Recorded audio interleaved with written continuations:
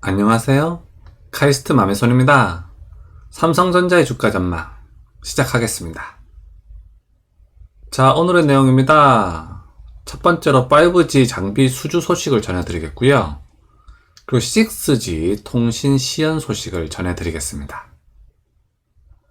그런데 이 6G 통신이 뭔지 잘 모르시는 분들 많으실 거거든요. 그래서 6G 통신이란 뭔지 제가 좀 설명을 드리겠습니다. 그리고 메모리 가격 동향에 대해서 설명드릴 거고요. 마지막으로 삼성전자의 주가 전망을 해보도록 하겠습니다. 자, 삼성전자 5G 장비 수주 소식입니다. 반가운 소식이었죠?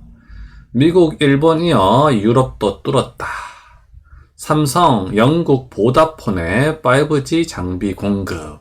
이런 기사 제목입니다.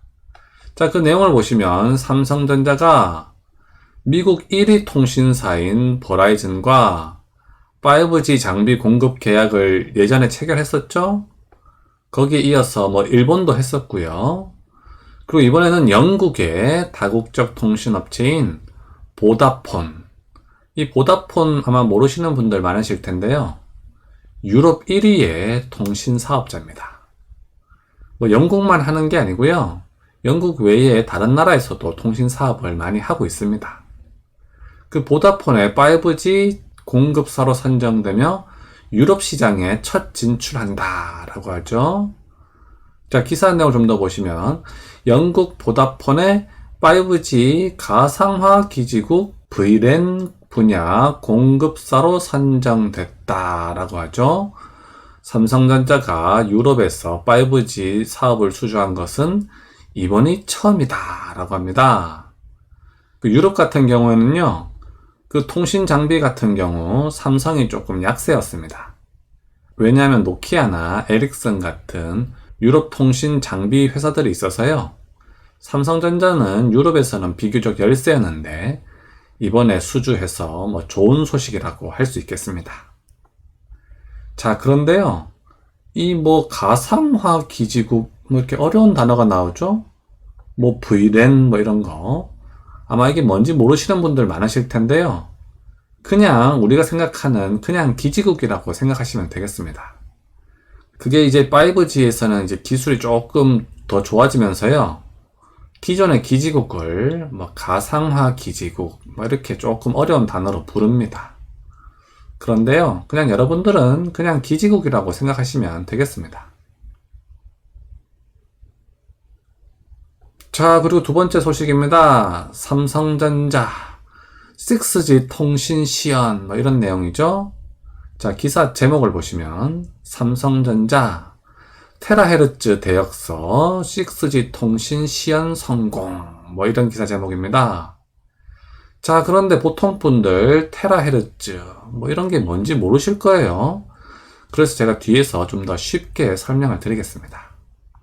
그러면 내용을 보시면 미국 센타바바라 캘리포니아 주립대랑 140GHz 대역서 6.2GBps 속도 확보 이런 기사 내용이죠. 자, 이게 어떤 의미인지 모르시는 분들 많으실 텐데요. 쉽게 설명드리면 새로운 6G 통신을 시연을 한 거고요. 이게 삼성전자만 했다라고 보기는 어렵고요. 전 세계 여러 군데에서 연구를 하고 있습니다. 그래서 이게 아주 혁신적인 기술이다 이런 건 아니고요. 어쨌든 6G 통신을 위해서 열심히 노력하고 있다 이렇게 이해하시면 되겠습니다. 자, 그 기사 내용을 보시면 테라헤르츠 대역은 5G 대비 최대 50배 빠른 1TBps. 이 테라라고 하는 것은 1기가의 1000배를 얘기하는 거죠. 를 목표로 하는 6G 통신의 후보 주파수 대역으로 꼽히고 있다. 자, 이게 무슨 말인지 모르시는 분들 많으실 텐데요. 제가 뒤에서 좀 쉽게 설명을 드리겠습니다. 그러나 높은 주파수 대역일수록 전파 특성상 경로 손실이 크고 전파를 도달 거리가 짧아지는 문제가 있어 통신 시스템 내에 수많은 안테나를 집적하고 전파를 특정 방향으로 송수신하는 고도의 빔포밍 기술이 요구된다. 자, 이거 무슨 말인지 도저히 모르시겠죠? 대부분의 분들 이게 뭔지 모르실 겁니다. 그래서 제가 뒤에서 좀 쉽게 설명드리도록 하겠습니다. 자, 6G 통신이란 뭔지 제가 좀 쉽게 설명드릴 텐데요. 우선 주파수라고 하는 개념을 좀 아셔야 됩니다. 자, 우선 주파수라는 개념을 알아야 됩니다. 이 주파수가 뭐냐면요. 물리를 열심히 공부하시는 분들은 아실 거예요. 하지만 그 물리를 공부를 열심히 안 하신 분들을 위해서 제가 조금 비유를 들어서 좀 설명을 해보겠습니다. 자, 주파수라고 하는 거는요, 전자파의 한 특징으로 생각하시면 됩니다. 여러분들 전자파가 뭔지는 아시죠? 전자레인지에서도 나오고 모든 전자기기에서 나오는 그 전자파, 그건 아시죠? 그 전자파를 특징 지우는 대표적인 특징이라고 생각하시면 됩니다. 그 쉽게 얘기해서요, 전자파의 키라고 생각하면 됩니다. 자, 똑같은 사람이라도 다 키가 다르죠? 180인 사람이 있고요. 160인 사람이 있고요. 그렇죠? 그래서 전자파에도 키라는 게 있습니다. 그 전자파도 다 같은 전자파가 아니고요. 키가 막 다른 전자파들이 많이 있거든요. 그거를 주파수라고 얘기한다. 이렇게 생각하시면 되겠습니다. 자, 그런데요. 하나의 주파수는 하나의 용도로밖에 사용하지 못합니다. 예를 들어 우리 90.2MHz라고 하는 그 전자파는요. KBS FM 라디오로만 사용될 수 있고요. 예를 들어 그 옆에 있는 90.3MHz라고 하는 주파수는요. MBC FM 라디오로만 사용할 수 있는 겁니다. 예를 들어 이 MBC가 KBS 주파수인 90.2MHz로 방송을 하면 어떻게 되나요? 혼선이 생기죠. 혼선이 생겨서 양쪽 다 방송이 제대로 되지가 않죠? 그래서 하나의 주파수는요, 하나의 용도로만 사용해야 됩니다. 그래서 이걸 다 국가에서 그 관장을 하거든요? 그래서 제가 마음대로 이 90.2MHz 전자파로 뭔가 방송을 하게 되면은 저는 잡혀 들어갑니다. 그 불법이거든요? 그래서 각 주파수는 그 국가에서 허가를 받은 사람만 사용할 수가 있습니다. 자, 그런데요. 현재 대부분의 주파수는 이미 다 각각의 용도로 사용이 되고 있습니다. 라디오로도 사용되고 있고요. TV로 사용되고도 있고요. 그리고 우리 현재 많이 쓰는 4G LTE로도 쓰고 있고요. 5G로도 쓰고 있죠. 그리고 위성통신으로 쓰고 있고요. 와이파이, 블루투스, 여러 가지 등등으로 대부분의 주파수는 이미 다 사용이 되고 있습니다. 그런데 그 각 주파수는 하나의 용도로밖에 사용하지 못한다고 했잖아요. 자, 그러면 새로운 통신 기술이 나올 때 어떻게 해야 될까요? 자, 그래서 6G 통신, 테라헤르츠파, 이게 이제 주파수 이름이거든요. 이게 뭔지 한번 설명을 드리겠습니다. 자, 그래서요, 그 앞 페이지에서 연결돼서 좀 더 설명을 드리면, 새로 개발되는 통신기술, 새로 개발되는 통신기술은 이제 새로운 주파수를 사용해야 되거든요.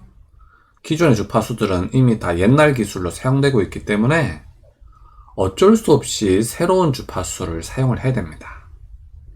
자, 이걸 땅으로 비유를 해보면요. 신도시 개발할 때는 기존 땅이 아니라 새로운 땅에 개발을 해야 되겠죠? 그거랑 비슷하다고 생각하시면 되겠습니다. 이번에 3기 신도시 개발할 때 서울 복판에다 개발하는 게 아니라 새로운 땅에 개발을 하는 거죠? 그런 거랑 비슷하다고 생각하시면 되겠습니다. 자, 그래서요, 그 5G 통신이라고 하는 것은 밀리미터파, 이게 이제 주파수 이름이거든요. 그 밀리미터파라고 하는 새로운 주파수, 그 새로운 땅에 개발을 한 기술이고요. 6G 통신은 테라헤르츠라는 새로운 주파수, 그러니까 거기 새로운 땅에 개발한 통신 기술이 되겠습니다. 그래서 이 테라헤르츠라고 하는 용어가 나오면요, 6G 통신을 위해서 개발하는 새로운 주파수다, 뭐 이렇게 생각하시면 되겠습니다. 자, 그러면 새로운 땅, 앞에서 말씀드렸던 테라헤르츠 파라고 하는 주파수는 좋은 걸까요? 자, 새로운 땅은 좋은가? 라는 질문입니다. 자, 새로운 주파수는요, 대부분의 분들이 뭐 새로운 거니까 좋은 거 아니겠냐, 뭐 이렇게 생각하시겠지만, 좋은 게 아닙니다. 좋았으면요, 진작에 사용했겠죠? 자, 여러분들한테 물어볼게요. 서울 땅이 지금 좋습니까? 3기 신도시 땅이 더 좋습니까? 땅 자체는 서울 땅이 더 좋은 거죠.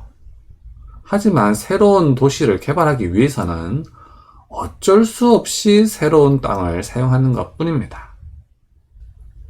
자, 그럼 새로운 땅이 왜 안 좋은가를 설명드리면요. 새로 사용되는 테라헤르츠 파라고 하는 주파수는요, 멀리 가지를 못합니다. 사실 이거는요, 5G에 사용되었던 주파수도 마찬가지였습니다.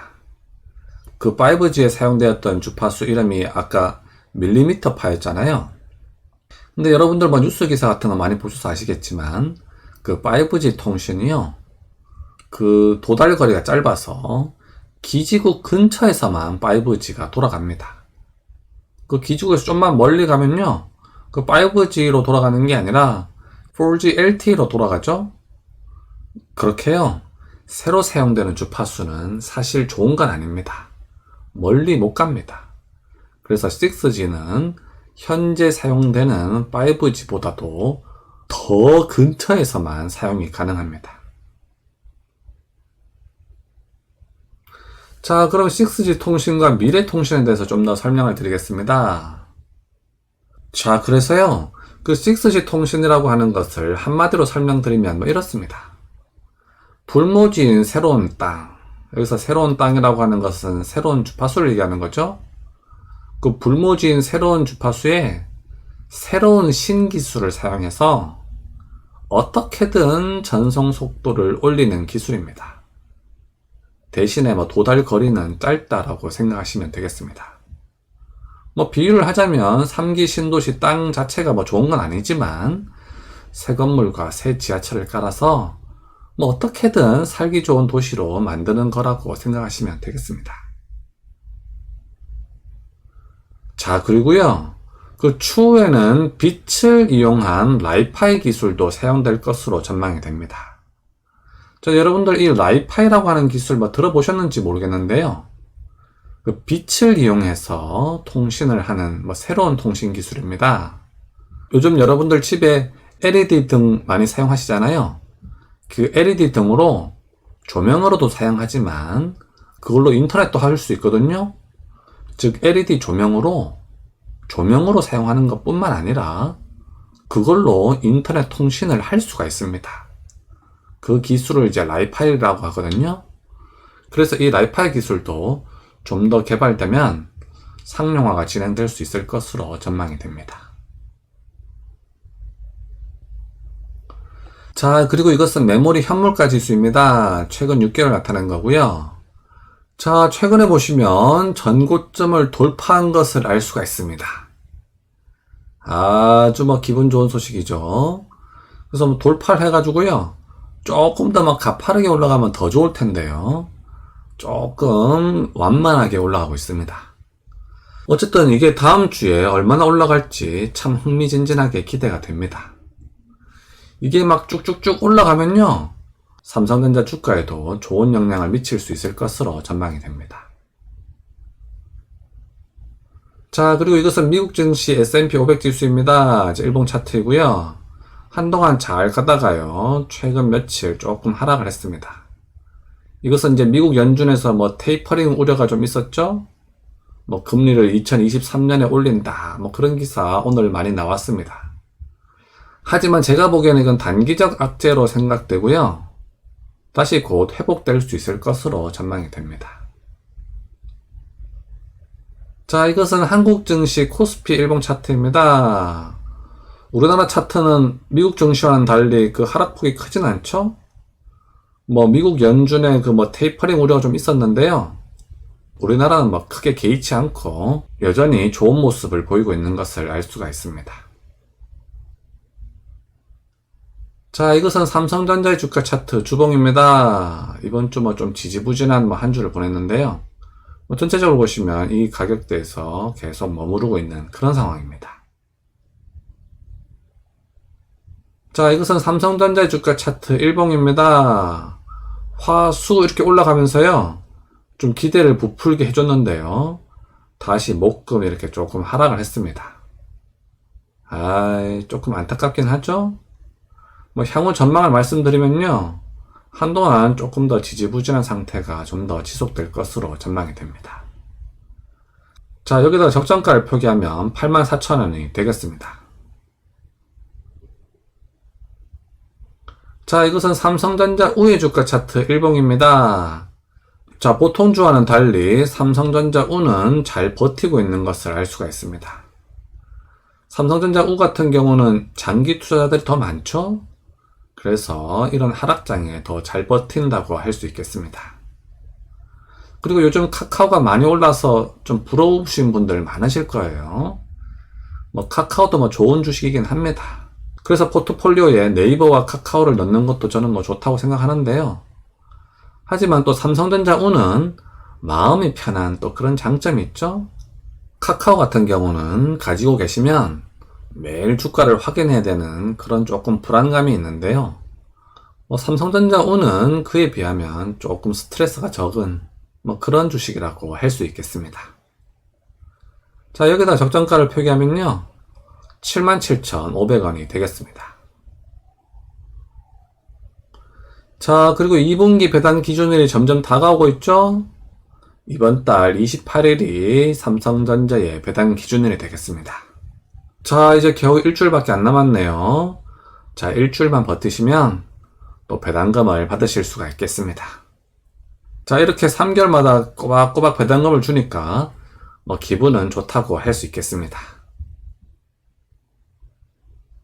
자, 오늘도 제 영상 시청해 주셔서 감사드립니다. 이 사진을 보고 조금이라도 마음이 좋아지셨으면 좋겠습니다.